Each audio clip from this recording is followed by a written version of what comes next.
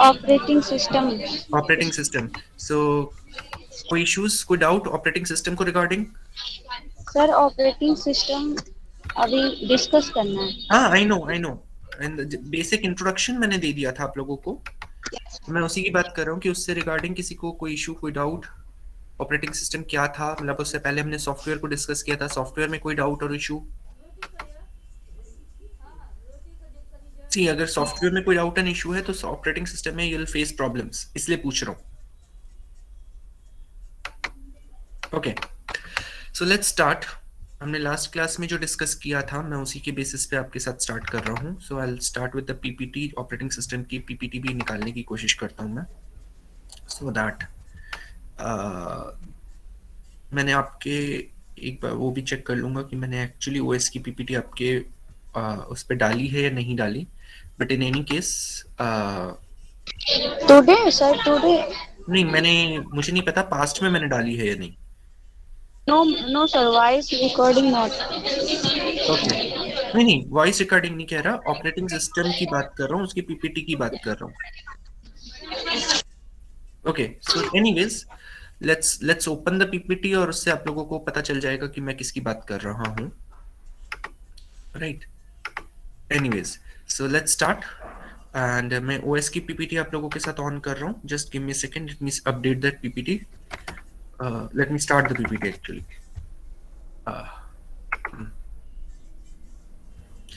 सो yeah, so या, quickly रिकैपिंग कर रहा हूँ। लास्ट क्लास में जो हमने डिस्कस किया था, हमने डिस्कस किया था कि सॉफ्टवेयर्स हैं, अलग अलग टाइप के सॉफ्टवेयर्स हैं, इनकी हेल्प से हम हार्डवेयर को रन करते हैं। अलग अलग हार्डवेयर को रन करने के लिए हमें हो सकता है अलग अलग सॉफ्टवेयर्स की जरूरत पड़े, ये भी हो सकता था कि एक सॉफ्टवेयर मल्टीपल हार्डवेयर को रन कर रहा है।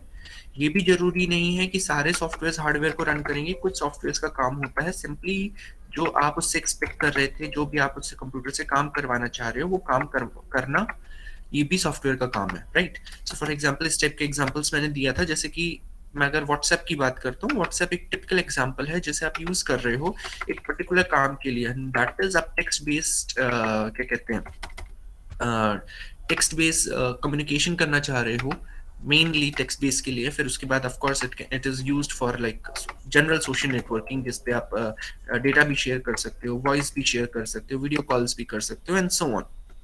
सो इन सारी चीजों के लिए यू आर यूजिंग क्या कहते हैं, व्हाट्सएप।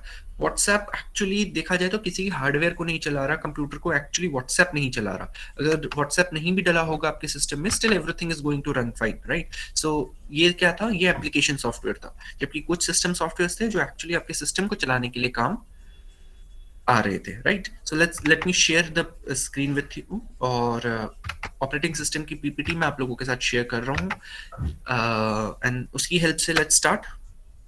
ओके, सो जो ऑपरेटिंग सिस्टम है, ब्रीफ आइडिया मैंने दे दिया था कि ओवरऑल ये सबसे इंपॉर्टेंट सॉफ्टवेयर है जो बाकी सारे हार्डवेयर एंड सॉफ्टवेयर्स को चलाने के लिए काम आ रहा है, और उसकी और क्या क्या कैरेक्टरिस्टिक्स है वो सारे हम देखेंगे। सो विल सी, इस प्रेजेंटेशन में हम बात करेंगे ऑपरेटिंग सिस्टम होता क्या है, क्विक रिकैप लेंगे। उसके बाद अलग अलग टाइप के ऑपरेटिंग सिस्टम्स कौन कौन से हैं और वो कैसे काम करते थे, पहले कुछ पुराने जमाने के ऑपरेटिंग सिस्टम, कुछ आज के टाइम के operating system and so on, इसके बारे में बात करेंगे। और फिर उनकी फंक्शनैलिटीज की बात करेंगे कि ऑपरेटिंग सिस्टम का एक्चुअली क्या रोल है, किन किन फंक्शंस के लिए यूज हो रहा है। Is it fine? ठीक है, सो let's start. Operating system actually कर क्या रहा है, याद करो लास्ट क्लास में हमने डिस्कस किया था, मैंने एक डायग्राम भी आप लोगों के साथ डिस्कस किया था जिसमें सर्कल्स बने हुए थे। सबसे अंदर हार्डवेयर था, उसके बाद सॉफ्टवेयर था, और सबसे बाहर यूजर था। उसी डायग्राम को मैंने एक्चुअली एक डिफरेंट फॉर्म में रिप्रेजेंट किया हुआ है, जहां पे अब चार की जगह पे और तीन की जगह पे अब चार चीजें मैंने मेंशन कर रखी हैं।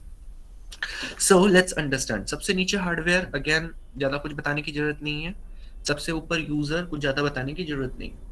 यूजर को जब भी अपना कुछ भी काम करवाना होगा तो वो एप्लीकेशन सॉफ्टवेयर को यूज करता है, सो दैट इज द एप्लीकेशंस जो यूजर, तो आप देख सकते हो एरो दोनों के बीच में, मींस यूजर से एप्लीकेशन के बीच में भी एरो है, एप्लीकेशन से यूजर के बीच में भी एरो। इसका क्या मतलब है, यूजर एप्लीकेशंस को यूज करेगा और एप्लीकेशंस बाकी अपना जो भी आउटपुट होंगे वो वापस यूजर को देंगे। एप्लीकेशंस जो हैं उन वो डायरेक्टली हार्डवेयर से काम नहीं चला करवा सकते, वो हार्डवेयर को, उसके पास परमिशन नहीं है हार्डवेयर को डायरेक्टली एक्सेस करने के लिए। तो वो क्या करते हैं, वो जो ऑपरेटिंग सिस्टम है उस ऑपरेटिंग सिस्टम से रिक्वेस्ट करते हैं कि मुझे ये पर्टिकुलर काम करवाना है, आप हार्डवेयर से ये काम करवा के दो। ऑपरेटिंग सिस्टम की परमिशन होगी तभी वो हार्डवेयर वो तभी वो पर्टिकुलर हार्डवेयर उस चीज का काम करेगा।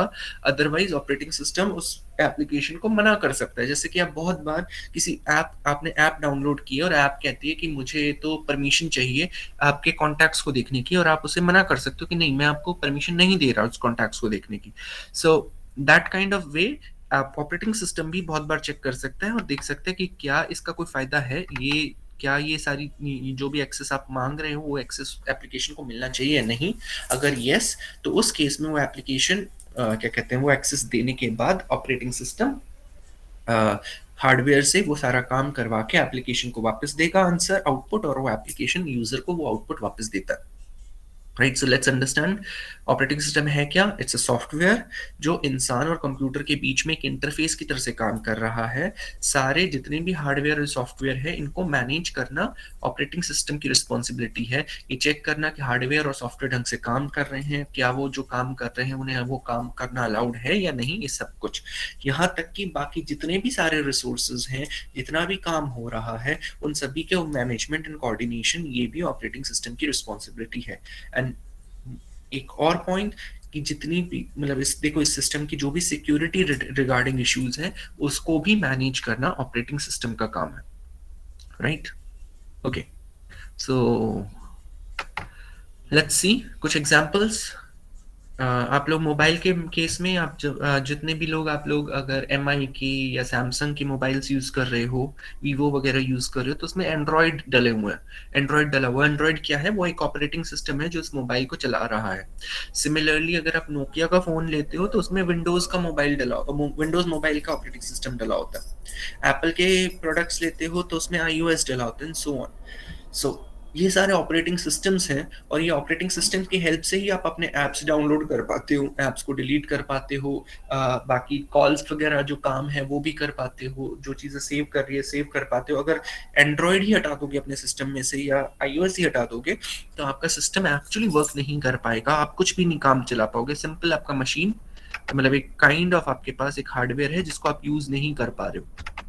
राइट, सो दैट वे आपको क्या करना चाहिए कि ये इंश्योर करना चाहिए कि जो भी आपका ऑपरेटिंग सिस्टम है it's working fit and fine, it is properly updated, and also you should be aware कि कौन सा ऑपरेटिंग सिस्टम डला हुआ है, इसका क्या वर्जन है, क्या परमिशंस है, क्या उसके एडवांटेजेस एंड डिसएडवांटेजेस हैं। क्या बहुत से ऑपरेटिंग सिस्टम्स उनके मशीन पे डिपेंडेंट होते हैं, मीन्स आप फॉर एग्जांपल मैं नोकिया का फोन लाके या एम आई का फोन लाके उसमें कहूँ मुझे iOS डालना है, बट विल नॉट वर्क।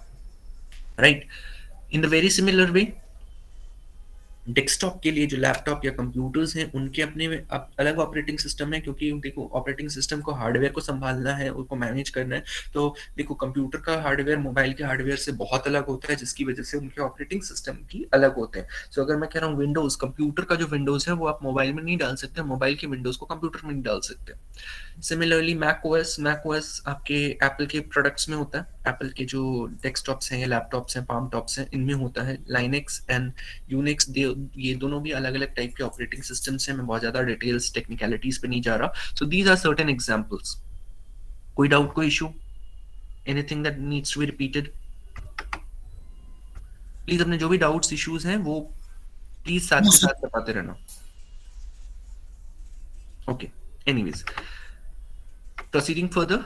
सो कुछ टाइप्स ऑफ ऑपरेटिंग सिस्टम की कुछ, ऑफ कोर्स देखो बहुत ज्यादा डिटेल और टेक्निकलिटीज में मैं नहीं जाऊंगा, पर थोड़ा सा आइडिया दूंगा। ये कुछ basic type of operating systems हैं, कुछ ऐसे थे जो पास्ट में यूज होते थे, कुछ ऐसे हैं जो अब यूज हो रहे हैं, और कुछ ऐसे हैं जो फ्यूचर में उनका यूज ज्यादा है, और मीन्स वो ज्यादा और ज्यादा अच्छी तरह से फ्यूचर में यूज होंगे। So let's understand these operating system one by one. So हम देखेंगे batch operating system, time sharing, distributed, real time and embedded, और इनको समझने की कोशिश करते हैं। सबसे पहले batch operating system. Batch operating system का मतलब क्या है? देखो बैच का मतलब क्या होता है, छोटे छोटे ग्रुप्स बनाना। हम छोटे छोटे ग्रुप्स जब बनाते हैं तब हम उसे बैच कहते हैं। जनरली बैच की कुछ कैरेक्टरिस्टिक्स होते हैं जो कॉमन होते हैं, जैसे आप लोगों का पीएचडी का बैच है, राइट? अब पीएचडी के मल्टीपल बैचेस हो सकते थे, हो सकता था जो 2018 का एक बैच है, 2019 का बैच है, आप 2020 का, 21 का, ये अलग अलग बैचेस हैं। सिमिलरली पीएचडी का बैच और एमफिल का बैच अलग हो सकता है, पीएचडी और बीए का बैच अलग हो सकता है, पीएचडी और एमए का बैच अलग हो सकता है, एंड सो ऑन। सो अलग अलग बैचेस का मतलब क्या है, हर बैच में जो चीजें हैं उनकी अपनी सिमिलैरिटीज हैं। मीन्स आप लोग सेम सब्जेक्ट्स पढ़ रहे हो, सेम एग्जाम देने वाले हो, इसीलिए आप लोगों को एक सिंगल बैच में रखना फायदेमंद है। आप लोगों को इकट्ठा as a single entity treat करना हमारे लिए फायदेमंद है, राइट। अदरवाइज सी ये प्रॉब्लम तब आती है अगर जैसे फॉर एग्जांपल इस क्लास में कोई कोई क्वेश्चन पूछ रहा है, तो मुझे पता है कि ये पीएचडी का बैच का स्टूडेंट है, पता आप में से बहुत सारे स्टूडेंट्स की ये हैबिट है, आप लोग कभी मैसेज पे व्हाट्सएप पे एक मैसेज करोगे, सर मुझे ग्रुप पे ऐड कर दो। मुझे नहीं पता वो स्टूडेंट कौन है, मुझे नहीं पता उसे कौन से ग्रुप पे ऐड करना है, मैं उसे बीए के ग्रुप में ऐड करूं, एमए के ग्रुप में ऐड करूं, पीएचडी के ग्रुप में ऐड करूं। सो पहला क्वेश्चन मुझे पूछना पड़ता है आप कौन से बैच से हो, right? So that is the reason why we need these batches, because similar batches are treated in a similar fashion. So let's understand how do we use them. So जैसे बहुत सारे ये पुराने जमाने में यूज होता था, आज के टाइम में ये बैच ऑपरेटिंग सिस्टम यूज नहीं होता है, बट इंसान आज भी बैच की तरह से ही काम करते हैं। सो लेट्स अंडरस्टैंड, बहुत सारी जॉब्स हैं, कुछ ब्लू कलर मैंने अलग अलग कलर से भी उन्हें शो किया हुआ है जस्ट डिफ्रेंशिएट करने के लिए। सो आप ये समझ सकते हो अलग अलग टाइप की, लेट से ब्लू वाली जॉब्स ऐसी है जो आपसे कैलकुलेशंस करवा रही है, जो ब्राउन वाली जॉब्स है वो मे बी आपसे कुछ डेटा सेव करवा रही है, और ऑरेंज वाली डेटा जॉब है वो मे बी इंटरनेट पे डेटा सेंड करवा रही है, राइट। सो ऑपरेटिंग सिस्टम से बहुत सारी जॉब्स आती थी। पुराने टाइम में ऑपरेटिंग सिस्टम अच्छे नहीं थे, मशीन्स बहुत पावरफुल नहीं थी, तो वो क्या करता था, वो एक टाइप की जॉब्स को इकट्ठा बैचेस बना देता था। तो जितनी भी ऐसी जॉब्स है जहां पे कैलकुलेशंस करनी है उनका एक बैच बना दिया। अब वो पूरा बैच एक साथ हैंडल किया जाएगा। तो एक तरह से एक टाइप का जितना भी काम है सारा एक साथ कर लो, फिर अगले दूसरे टाइप का काम उठाओ और फिर वो पूरा एक साथ कर लो, एंड सो ऑन। इस पैटर्न को रिपीट करने से फायदा क्या होता है, इस पैटर्न को रिपीट करने से फायदा ये होता है कि काम आसान हो जाता है। जैसे कि आपकी जैसे फीस जमा होती है, तो हम आपको डेट दे देते हैं कि ठीक है मंडे ट्यूसडे पीएचडी वाले स्टूडेंट्स आके अपनी एग्जामिनेशन फीस जमा करवा दो, वेनसडे थर्सडे शास्त्री वाले स्टूडेंट्स आके अपनी फीस जमा करवा दो। इससे फायदा ये हो रहा है क्योंकि हर एक की फीस, एग्जामिनेशन फीस, उनके सब्जेक्ट्स, उनकी डिटेल्स अलग अलग है। जब एक साथ सारे पीएचडी वाले स्टूडेंट्स आएंगे तो इजी होगा उन्हें हैंडल करना। अदरवाइज हर स्टूडेंट के साथ मुझे पूछना पड़ेगा कौन सा स्टूडेंट है, फिर उसके पास कौन से सब्जेक्ट्स हैं, फिर उन्हें कौन सा एग्जाम देना है, उनकी डेट्स क्या है, उनकी फीस कितनी लेनी है, वगैरह वगैरह। तो इसी वजह से हम बैचेस बनाते हैं, पहले के सिस्टम्स भी यही काम करते थे। आज के टाइम में हमारे पास बहुत पावरफुल ऑपरेटिंग सिस्टम है, बहुत पावरफुल कंप्यूटर्स हैं, अब हमें ये सारे काम करने की जरूरत नहीं पड़ती। सो हम आज क्या यूज करते हैं, आज यूज करते हैं टाइम शेयरिंग ऑपरेटिंग सिस्टम। जो भी अलग अलग टाइप की जॉब्स आ रही है सारी हम ऑपरेटिंग सिस्टम इकट्ठी उठाता है और सारी इकट्ठी वो कंप्यूटर से या जो भी आपका सीपीयू है, प्रोसेसर है, उससे काम करवाता है। जैसे कि आप अपने मोबाइल में देखो, आपके मोबाइल में ही बहुत सारी चीजें इकट्ठी चल रही है। आप मेरी आवाज भी सुन पा रहे हो, मेरी जो ये मैं स्क्रीन शेयर कर रहा हूँ वो वीडियो भी देख पा रहे हो, पीछे आपकी क्लॉक भी चल रही है, साथ साथ में व्हाट्सएप पे मैसेजेस भी आ रहे हैं, साथ साथ में जो आपका रिमाइंडर्स लगाए थे वो रिमाइंडर्स भी चल रहे हैं, वगैरह वगैरह। इतना सारा काम इकट्ठा चल रहा है और कोई भी काम अटक नहीं रहा। ये कैसे हो पा रहा है कि जितने भी काम थे उनके बीच का जो भी टाइम शेयरिंग हो रही है, मीन्स सारे जॉब्स को इकट्ठा किया जा रहा है। जैसे कुछ ऐसे कह सकते हो कि कुछ माइक्रो सेकंड्स के लिए जॉब 1 को कर दिया, कुछ माइक्रो सेकंड्स के लिए जॉब 2 को कर लिया, फिर कुछ माइक्रो सेकंड्स के लिए जॉब 3 को कर दिया, फिर वापस जॉब 1 को किया।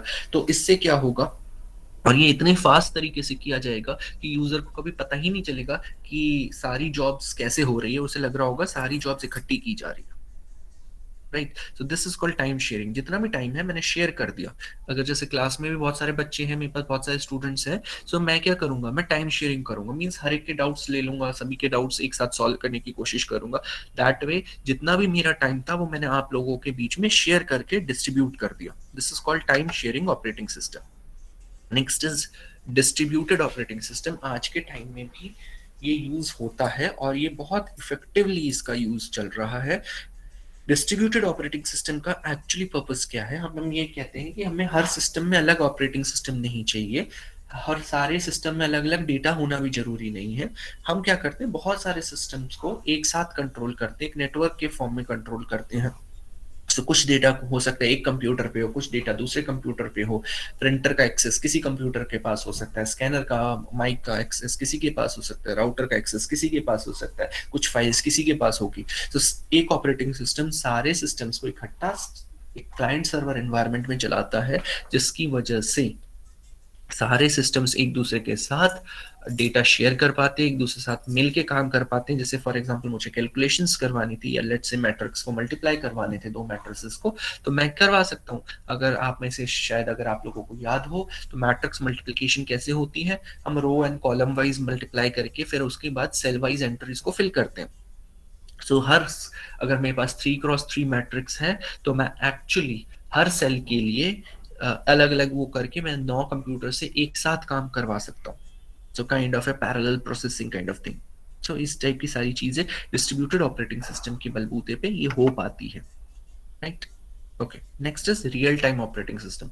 रियल टाइम ऑपरेटिंग सिस्टम का सबसे ज्यादा यूज जो है वो उन सिनेरियोज में होता है जहां पे आप चाहते हो कि तुरंत रिप्लाई होना चाहिए। जैसे फॉर एग्जांपल अगर एक आपने सुना होगा कि दिल्ली में मेट्रोज चल रही है जो ड्राइवरलेस है, या गाड़ियां चलती है, Tesla is known for its car जो ड्राइवरलेस कार्स चल रही है, राइट। सो ये कार्स कैसे चल पा रही है, तुरंत अगर सामने कोई आता है तो उसे ब्रेक दबाना है, तुरंत ही कोई मतलब रेड लाइट होती है तो आपको ब्रेक दबाना है, या ग्रीन हो रही है तो उसे चलाना है, एंड सो ऑन। प्लेन्स के साथ ऑटो पायलट मोड होता है। So these are called real time operating system, जहां पे तुरंत आपको एक्शन लेना है, आप बैठ के सोच नहीं सकते। मीन्स अगर गाड़ी मान लो 60 किलोमीटर पर आवर की स्पीड से चल रही है और सामने कोई रोड पे कुछ आ गया और वो गाड़ी एक्चुअली कोई कंप्यूटर चला रहा है, तो जैसे ही सामने कोई आएगा वो उसे तुरंत ब्रेक मारनी है, उसे लॉजिक नहीं लगाना बहुत ज्यादा, उसे किसी ओनर से या मालिक से पूछने की जरूरत नहीं है, किसी प्रोग्रामर से पूछने की जरूरत नहीं है, उसे तुरंत डिसीजन लेना है।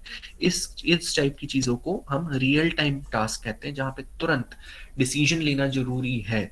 बेस्ट सोल्यूशन मिले ना मिले बट फास्ट सोल्यूशन जरूरी है, and that is called real time scenarios. और यहाँ पे ऑपरेटिंग सिस्टम्स जो भी उनके पास एप्लीकेशंस हैं वो रियल टाइम एप्लीकेशंस हैं, और तुरंत डायरेक्टली वो हार्डवेयर से डील करते हैं। वो बहुत ज्यादा फैंसी काम भले ना कर रहे हो बट बहुत क्विक काम करके देंगे, right. Last is embedded operating system.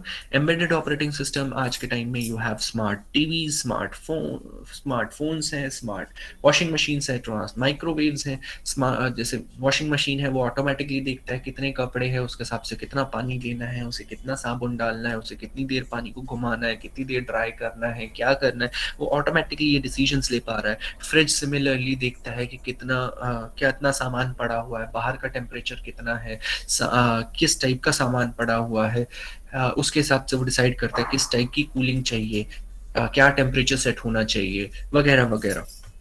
So these are things which we call as embedded things, जहाँ पे इन डिवाइसेस के साथ अपनी छोटी सी अपनी खुद की कस्टम, जिसे हम कस्टम हार्डवेयर या कस्टम सर्किटरी कहते हैं, ये सर्किट उनके साथ जुड़े हुए हैं, और ये उनके लिए ही ऑपरेटिंग सिस्टम है जो इनको हैंडल कर रहा है। फॉर एग्जांपल एक स्मार्ट फ्रिज का जो ऑपरेटिंग सिस्टम होगा वो आपका स्मार्ट वैक्यूम क्लीनर में काम नहीं करेगा, या स्मार्ट वैक्यूम क्लीनर का ऑपरेटिंग सिस्टम जो होगा वो आपका स्मार्ट वॉशिंग मशीन में काम नहीं करेगा, and so on, right. So these are embedded operating system.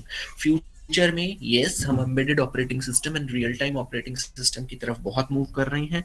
हर चीज में आपने देखा है, हर चीज अब हम ऑटोमेटिक करने की कोशिश कर रहे हैं, एंड वो हो रही है बिकॉज हम एम्बेडेड ऑपरेटिंग सिस्टम को to a great extent we are able to use, right. हर चीज स्मार्ट हो रही है, एंड इनफैक्ट अगर आपने देखा होगा, आई एम नॉट श्योर, अगर नहीं देखा तो आप एक्चुअली इसे यूट्यूब पे सर्च कर सकते हैं, you can see how smart are Alexas. Alexa कितना स्मार्ट है, you'll see actually what is happening is this कि वो ऑटोमेटिकली दिन के कौन सा टेम्परेचर टाइम है उसके हिसाब से डिसाइड कर सकता है कि उसे क्या कहते हैं लाइट्स कब ऑन करनी है, कब ऑफ करनी है। ऑटोमेटिकली दरवाजों को सामने कौन बंदा आया हुआ है उसके हिसाब से वो डिसाइड करके दरवाजा खोलना है नहीं खोलना। I mean even vacuum cleaner को वो चला देता है, इलेक्ट्रिक केटल्स को चला रहा है। You have so many things जो एलेक्सा कंट्रोल कर रहा है आज के घर में, एंड इनफैक्ट अगर नहीं देखा तो you can see what we call a smart Holmes.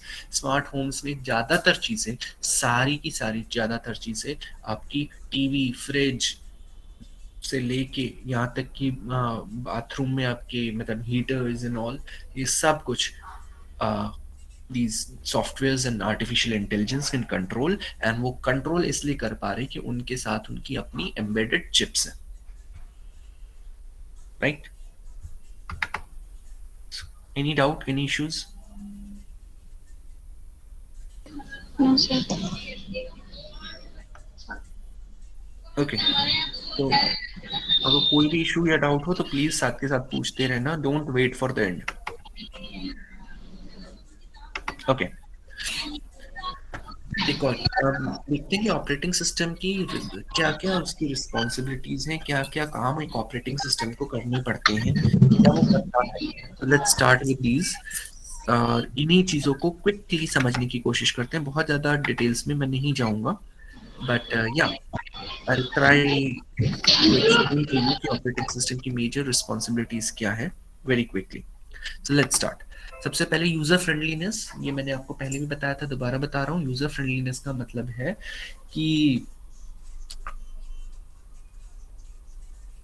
एक पर्सन जो कंप्यूटर की या टेक्नोलॉजी की नॉलेज नहीं रखता है, वो पर्सन भी कंप्यूटर्स को बहुत अच्छी तरह से यूज कर पा रहा है। ये इसलिए हो रहा है क्योंकि इन डिवाइसेस को यूजर के लिए, जो भी यूजर हो उसके लिए बहुत फ्रेंडली बनाया गया है। आप इजीली मोबाइल को यूज कर पा रहे हो, इंटरनेट को एक्सेस कर पा रहे हो, कंप्यूटर को यूज कर पा रहे हो, जो आप नहीं कर पाते अगर ये यूजर फ्रेंडली नहीं होता। So you need to understand this thing very clearly कि यूजर फ्रेंडलीनेस का सबसे मेजर फीचर ये है कि हर एक इंसान तक, भले उसे टेक्निकल नॉलेज हो या ना हो, साइंटिफिक नॉलेज हो ना हो, मैथ्स की नॉलेज हो ना हो, वो सिस्टम को ढंग से यूज कर पाए, ये कर ले, बस ये उसकी रिस्पॉन्सिबिलिटी है। Is it fine? Okay, next is device management. जितना भी हार्डवेयर लगा हुआ है वो मैनेज करना ऑपरेटिंग सिस्टम का काम है। मींस अगर आप प्रिंट कमांड दे रहे हो तो प्रिंटर लगा हुआ है या नहीं लगा हुआ, प्रिंटर की सेटिंग्स क्या है, वो कैसे प्रिंट करेगा, ये सारी चीजें, अगर प्रिंटर में इंक नहीं है तो वो मैसेजेस आपको देना, ये सारा काम ऑपरेटिंग सिस्टम देख रहा है। सिमिलरली अगर आपने कहा म्यूजिक बजाना है तो ऑटोमेटिकली स्पीकर के थ्रू म्यूजिक बजाना है, अगर आप हेडफोन्स कनेक्ट कर दोगे तो हेडफोन के थ्रू म्यूजिक आएगा। ये सारी जो मैनेजमेंट कर रहा है ये ऑपरेटिंग सिस्टम मैनेजमेंट कर रहा है, राइट? सो प्रोसेस मैनेजमेंट, जितने भी सारे काम आप चल कर रहे हो, जैसे अभी मैंने एग्जांपल दिया था कि आप व्हाट्सएप भी यूज कर रहे हो, गाने भी सुन रहे हो, बैकग्राउंड में आपका क्लॉक भी चल रहा है, टाइमर्स भी चल रहे हैं, साथ में टेक्स्ट मैसेजेस भी आ रहे हैं, कॉल्स भी आ रही है, सारा इकट्ठा कैसे कर पा रहे हो? ये इसीलिए इकट्ठा कर पा रहे हो क्योंकि ऑपरेटिंग सिस्टम वो सभी चीजों को मैनेज करके एक साथ सबसे काम करवा पा रहा है। अदरवाइज एक काम चल करते अब तो दूसरा काम बंद हो जाता अगर ऑपरेटिंग सिस्टम एक साथ सब कुछ मैनेज नहीं कर रहा होता, right? Now is data management. आप तो सिंपली फाइल को सेव कर देते हो या सिंपली क्या कहते हो, कह देते हो कि ठीक है ये फाइल को ओपन कर दो। ये कैसे हो पा रहा है? ये इसलिए हो पा रहा है कि जितना भी डेटा है आपके सिस्टम में, भले वो फोन नंबर्स हो सकते हैं, वो फाइल्स हो सकती है, वो मूवीज, वीडियोस, ऑडियोज, कुछ भी हो सकता है, उस सारे डेटा को कॉन्स्टेंटली मैनेज कर रहा है आपका ऑपरेटिंग सिस्टम। जब आपको जो डेटा चाहिए वो डेटा आपको रिट्रीव करके ला के दे रहा है। जब आप सेव करते हो तो वो सेव प्रॉपरली करता है, आपको बताने की जरूरत नहीं है कि कहाँ पे सेव करना है, कैसे सेव करना है, राइट? मेमोरी मैनेजमेंट, देखो आपको ये पता था कि वॉलेटाइल मेमोरी है, नॉन वॉलेटाइल मेमोरी है। जो चीजें चलती है वो वॉलेटाइल मेमोरी में होती हैं, फास्ट करने के लिए चीजें रैम में आती हैं, राइट? तो ये ऑटोमेटिकली चीजों को रैम में उठा के लाना, अगर मल्टीपल प्रोसेसेस चल रही है तो सभी को रैम में इंश्योर करना कि सभी को जगह मिल रही है। अगर रैम में जगह कम पड़ रही है तो उस जगह को किस तरह से टेम्परेरी बनाना, ये सारी रिस्पॉन्सिबिलिटी भी ऑपरेटिंग सिस्टम की होती है, right? Okay, next storage management, जब आप हर चीज़ों को हार्ड डिस्क में सेव करते हो या पेन ड्राइव में सेव करते हो या इंटरनेट पे जाके सेव कर देते हो ना, वो उस चीज़ में सेव्ड रहती हैं और जब भी आप फ्यूचर में एक्सेस करते हो आपको वो मिल जाती है। मीन्स आप एक्चुअली सिंपली कहते हो मुझे पेन ड्राइव में सेव करना है, पेन ड्राइव में इतना सारा जगह थी, उसमें से कौन सी जगह पे सेव हुई, उसको कैसे जरूरत पड़ने पे वापस रिट्रीव करना है, ये रिस्पॉन्सिबिलिटी ऑपरेटिंग सिस्टम की है। Now we talk about network management. जब आप इंटरनेट से कनेक्ट कर रहे हो या वाई राउटर से कनेक्ट कर रहे हो, वाईफाई से कनेक्ट कर रहे हो, इस जब आप या इवन मोबाइल में आप अपना नॉर्मल आप क्या कहते हैं जो भी आपका सिम कार्ड है उससे कनेक्ट कर रहे हो, all these things you are able to do, it is because जो भी आपका डिवाइस है वो उसको प्रॉपरली मैनेज कर पा रहा है, जितनी भी नेटवर्क के साथ आपकी कनेक्टिविटी है उसको ऑपरेटिंग सिस्टम मैनेज कर रहा है। And last but very important topic, very important point is security. Security से मतलब क्या है? सिक्योरिटी से मतलब ये है कि देखो आप सिंपल यूजर नेम पासवर्ड वो एक फॉर्म की सिक्योरिटी है। आप कभी कभार किसी फाइल को डिलीट करते हो तो वो रिसाइकल बिन में चली जाती है। Just give me second, just give me second, मैं एक सेकंड आ रहा हूँ।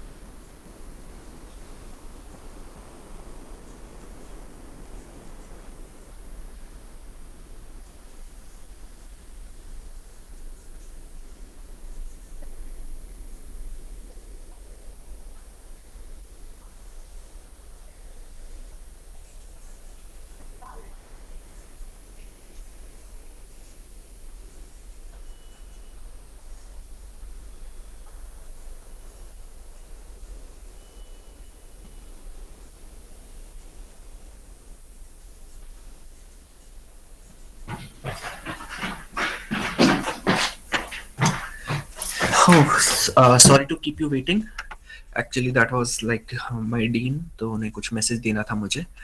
या कमिंग बैक, सो या लास्ट पॉइंट जो मैं आपके साथ डिस्कस कर रहा था, सिक्योरिटी। बहुत बार हम फाइल को डिलीट कर देते हैं तो आपने देखा होगा वो रिसाइकल बिन में चली जाती है, या कभी आप कोई चीज डिलीट कर रहे हो तो वो एक बार बहुत बार पूछता है कि ये चीज डिलीट कर रहे हो क्या आप एक्चुअली से डिलीट करना चाहते हो या नहीं करना चाहते हो, या बहुत बार आप फाइल को सेव करे बगैर बंद कर रहे हो तो वो पूछता है आपसे कि ये फाइल आपने सेव नहीं की है, क्या आप सेव करके बंद करना चाहते हो या डायरेक्टली बंद करना चाहते हो। तो ये सारी चीजें क्या है, ये सिक्योरिटी है। मीन्स आप कभी भी कोई गलती कर रहे हो जाने जाने अनजाने, तो वो इंश्योर करता है ऑपरेटिंग सिस्टम कि आप वो गलती ना करो और ओवरऑल आपका डेटा प्रोटेक्टेड रहे, आपका सिस्टम प्रोटेक्टेड रहे, आपकी आइडेंटिटी प्रोटेक्टेड रहे। ये सारी चीजों का ध्यान रखना भी ऑपरेटिंग सिस्टम की रिस्पॉन्सिबिलिटी होती है, राइट? सो विद दैट मैंने सारे ऑपरेटिंग सिस्टम के फीचर्स आप लोगों के साथ डिस्कस कर दिए and that is the end of the presentation. So कोई डाउट्स, कोई इश्यूज तो बताओ। विल सी, ये छोटे छोटे टॉपिक्स हैं, जस्ट मैंने उनकी अलग अलग पीपीटी इसलिए बना दी थी क्योंकि एक टाइप का टॉपिक एक पीपीटी में चला जाए तो इजी होता है मैनेज करना, पढ़ना और पढ़ाना।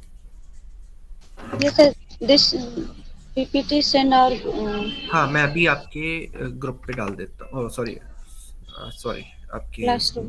Class. क्लासरूम पे डाल देता हूँ। Plus, अच्छा, एक और चीज, सो let me quickly give you the name of the students in fact group पे ही मैं डाल दूंगा जिन्होंने अपना असाइनमेंट सबमिट किया है। बट एक चीज जो मैं आप लोगों को एक्चुअली बताऊंगा, आप में से कितने लोगों ने गूगल क्लासरूम की हेल्प से या अपने ईमेल जो आया होगा उसकी हेल्प से असाइनमेंट को सबमिट किया था? Yes, I am. सर मैंने तो आप में से 61 स्टूडेंट्स का असाइनमेंट आया, जिन्होंने क्लासरूम में से 61 में से सिर्फ 2 लोगों ने क्लासरूम के थ्रू से सबमिट किया था। नो सर, आई गरिमा बाकी त्रिपाठी। 59 स्टूडेंट्स ने एक्चुअली वो असाइनमेंट गूगल फॉर्म के थ्रू सबमिट किया। यस। ये आ तो गया, मेरे पास 61 के 61 असाइनमेंट्स आ तो गए, but the point is Google classroom अभी भी मार्क कर रहा है बाकी के 59 को कि आपका असाइनमेंट नहीं आया। समझ रहे हो? सो आप लोगों के लिए, बहुतों के लिए वो मिसिंग असाइनमेंट। स्टिल कोई बात नहीं, इट्स अ न्यू थिंग, तो आई डोंट ब्लेम यू, मतलब none of you have to worry about this, and तो टेंशन मत लेना, बट मैं जस्ट बता रहा हूँ।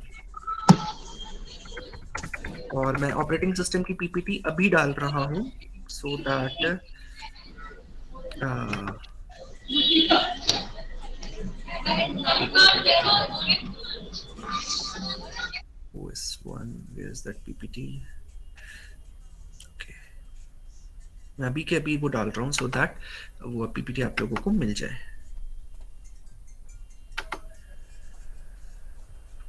See, because what's happening these days is थोड़ा सा शेड्यूल टाइट चल रहा है मेरा भी, so ये ना हो कि मैं बाद में अभी तो कह दूं और बाद में मैं भूल जाऊं, so I'm doing it right now. Sir recording classes कब अवेलेबल होंगी?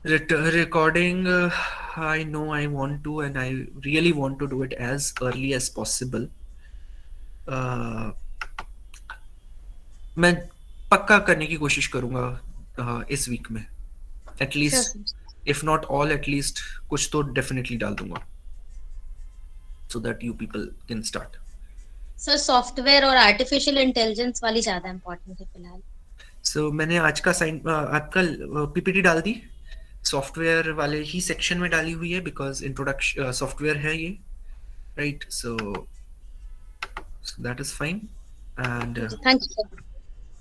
आपको मिल गया होगा, and so we have all these sections and मैंने अब मेरे एंड से अगर मिल गया सर, मिल गया। मेरे एंड से अब मैं सिलेबस का थोड़ा सा आइडिया देता हूँ आप लोगों को, and why I want to discuss these things with you is, जैसे कि मैंने आप लोगों को पहले भी कहा था कि I will be on leave, specially मतलब अभी क्रिसमस टाइम पे I will be on leave, छुट्टियों पे जाऊंगा मैं, तो कुछ क्लासेस बीच बीच में नहीं हो पाएंगी, बट एनीवेज स्टिल हमारे पास अभी बहुत टाइम है, हमारा सिलेबस ठीक ठाक पेस पे चल रहा है। हमने जो यूनिट्स हैं हमारी सिलेबस की, उसमें से फर्स्ट यूनिट कंप्लीट कर दी, मैं सिलेबस भी डाल दिया था आप लोगों के व्हाट्सएप ग्रुप पे ही डाला हुआ है, और इनफैक्ट आपके इस पे भी शायद मैंने डाला हुआ है, हाँ गूगल क्लासरूम में भी डाला हुआ है। अगर आप इस सिलेबस को ध्यान से देखोगे, जो जो फर्स्ट यूनिट थी इंट्रोडक्शन टू कंप्यूटर, उसमें अगर आप ध्यान से देखोगे तो इट हैज कंप्यूटर ऑर्गेनाइजेशन हम डिस्कस कर चुके हैं, इनपुट आउटपुट डिवाइसेस हम डिस्कस कर चुके हैं, central processing unit, types of memories, storage devices ये हम डिस्कस कर चुके हैं, computer software, types of softwares discuss कर चुके हैं, कंप्यूटर लैंग्वेजेस क्या होती है वो डिस्कस कर चुके हैं। एक चीज जो मैं भूल गया हूं आपकी पीपीटी में, अब नहीं था, जो मैं नहीं डाल मतलब अभी पढ़ाया मैंने, वो है कंपाइलर, इंटरप्रेटर एंड असेंबलर, ये मैं कवर कर दूंगा, तो इसके लिए मैं पहले मतलब कुछ मटेरियल आपको भेज के then I will cover it up. So इस चीज को हमें करना है, ऑपरेटिंग सिस्टम टाइप्स और उनके यूजेस हम कर चुके हैं, तो एक तरह से पहली यूनिट हमारी पूरी कंप्लीट हो चुकी है। Is it fine? Second unit जो है, सेकेंड यूनिट है जिसमें हम इंटरनेट और उसकी टेक्नोलॉजीज के बारे में डिस्कस करेंगे। सो दिस इज थोड़ा सा सिंपलिस्टिक, बट कुछ हमें टर्म्स वगैरह, कुछ टेक्नोलॉजीज, इनको हम डिस्कस करेंगे जो डे टू डे लाइफ में हम इंटरनेट का यूजेज और नेटवर्किंग का यूजेज ढंग से अच्छी तरह से एफिशिएंटली कर पाए उसके लिए, राइट? नाउ जो थर्ड यूनिट है which is actually MS office, ये unit to a great extent एक प्रैक्टिकल यूनिट है, यहाँ पे बहुत सारा प्रैक्टिकल होने वाला है, राइट? सो मैं आप लोगों से फीडबैक चाह रहा हूँ, क्योंकि हमने कुछ थ्योरी, एक यूनिट तो पूरी थ्योरी पढ़ ली, अब आप लोग कैसे स्टार्ट करना चाहोगे? आप पहले प्रैक्टिकल वाला यूनिट पहले करना चाहोगे या पहले थ्योरी कंप्लीट करना चाहोगे? सर प्रैक्टिकल पहले यूनिट थ्योरी कंप्लीट कर लेते हैं। तो जैसे आप लोग कहो, I am fine with it. अगर आप मुझसे पूछोगे तो आई विल सजेस्ट, अगर मेरा ओपिनियन पूछोगे तो आई विल सजेस्ट कि पहले प्रैक्टिकल्स को भी साथ में स्टार्ट कर लो। उससे ये होगा कि जब हम प्रैक्टिकल की एक आध यूनिट करने के बाद फिर जब हम थ्योरी पे जाएंगे, मीनवाइल आप अपने आप उसे प्रैक्टिस करते रहोगे, so you will get yes time to practice. Yes sir. Sir sir theory और प्रैक्टिकल दोनों के साथ लेकर चलिए। जैसे थ्योरी हमने पढ़ हाँ, लिया है इसीलिए और कह रहा इससे रिलेटेड जो प्रैक्टिकल जो होने वाला है वो उसके साथ करते रहे, जिससे क्या होगा कि हम लोग जो पढ़े हैं वो हमारा जो स्पष्ट होता जाएगा। देखो, हाँ, आई एग्री, मैं आपकी बात से एग्री कर रहा हूँ। सी, जो फर्स्ट यूनिट था, first unit was an introductory unit, right? इसमें कुछ प्रैक्टिकल्स नहीं है। प्रैक्टिकल्स हमें मिलेंगे सेकंड एंड थर्ड यूनिट से, राइट? जिसमें सेकंड यूनिट में कुछ थ्योरी भी है, कुछ प्रैक्टिकल भी है, एंड थर्ड यूनिट हमारा प्योर प्रैक्टिकल बेस्ड है। तो ऑफ कोर्स उसमें भी कुछ थ्योरी, ऑफ कोर्स डायरेक्टली आप प्रैक्टिकल नहीं कर सकते, मैं पहले डेमोन्स्ट्रेशंस एंड वगैरह आपको दूंगा, तभी आप उनको कर पाओगे, right? So what I will do is, what I really want is this. या अतुल, मैं भी आपका क्वेश्चन लेता हूँ आफ्टर कंप्लीटिंग द स्टेटमेंट। सो मेरा पॉइंट ये था कि अगर हम एक्सेल वाली चीज को पहले उठा लेते हैं, ठीक है, तो होगा क्या, जब भी एक्सेल वाले यूनिट हमारी कंप्लीट होती है या जैसे भी होगी, साथ के साथ आप प्रैक्टिकल्स कर पाओगे। तो इवन कुछ प्रैक्टिकल असाइनमेंट्स भी मैं आपको दे पाऊंगा जो आराम से आप टाइम लेके कर पाओगे। होता क्या है, अगर प्रैक्टिकल को बिल्कुल एंड में छोड़ दिया तो होगा क्या, वो हड़बड़ाहट में ही कंप्लीट ढंग से आप नहीं प्रैक्टिस कर पाओगे उसे।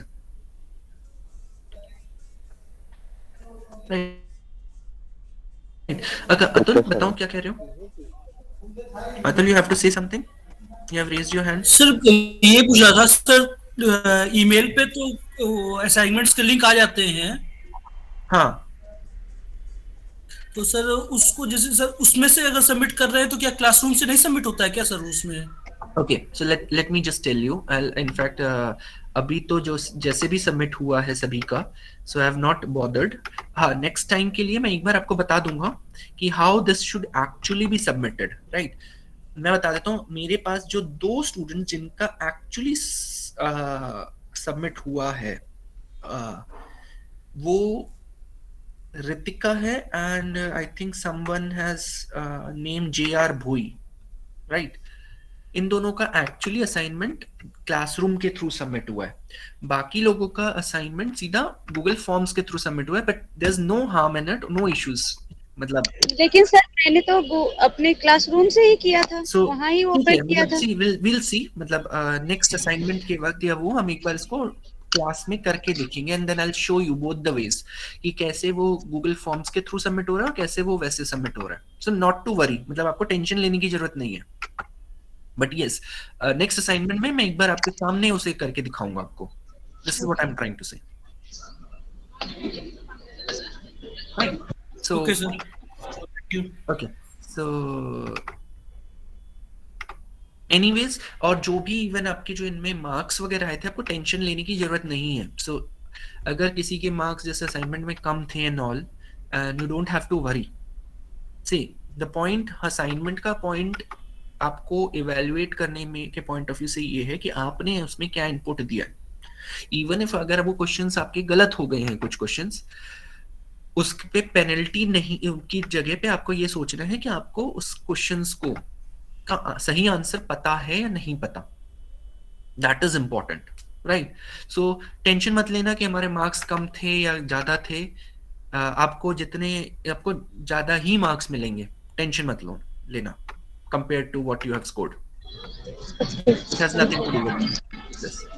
ठीक है, with this आज की क्लास को मैं एंड कर रहा हूँ, राइट? एंड जो भी अगर आपके इश्यूज हैं, डाउट्स है, तो आप पूछ सकते हो।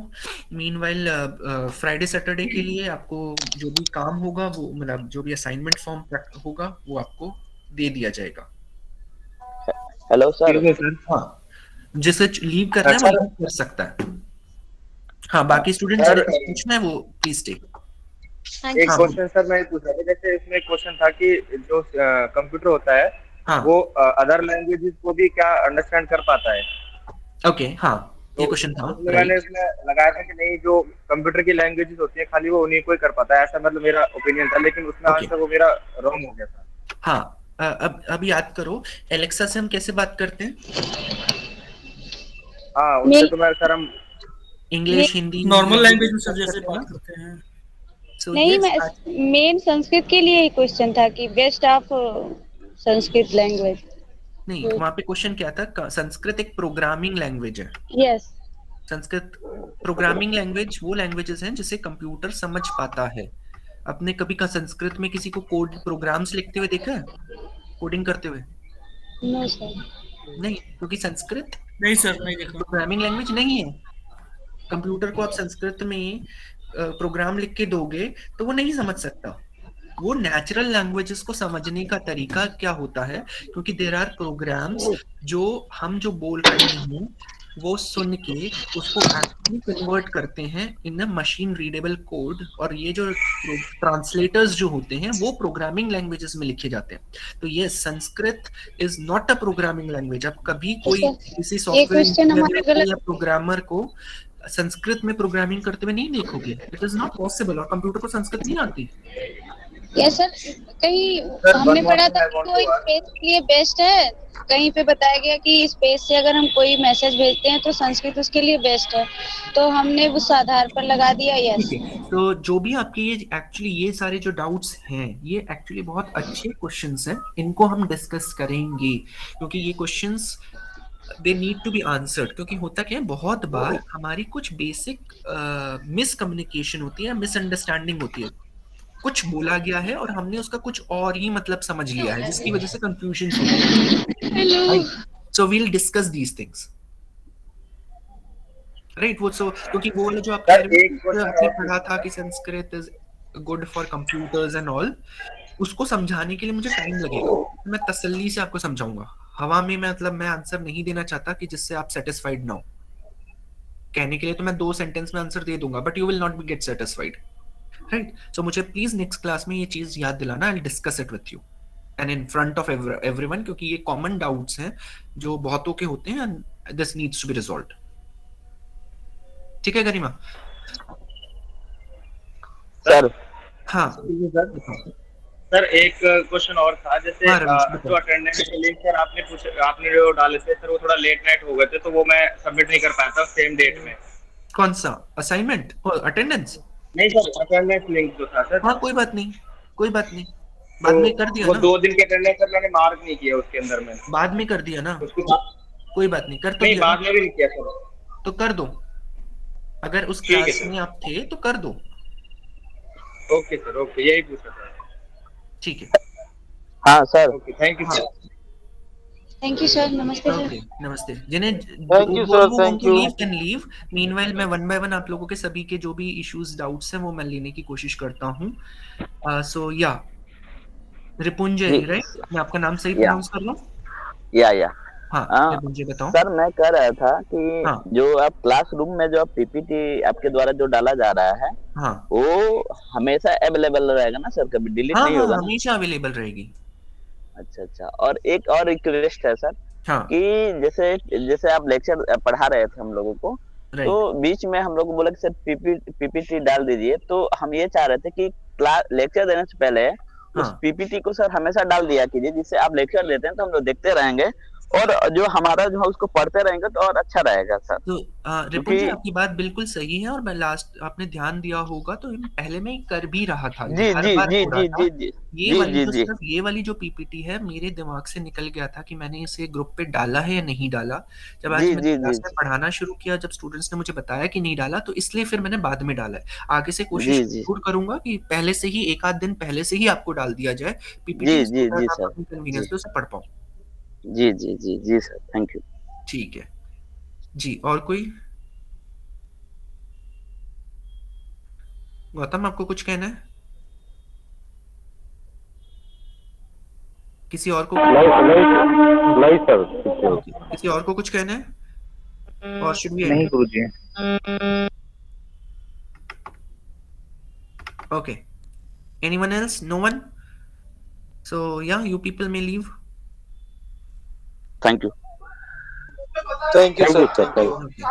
Thank you sir.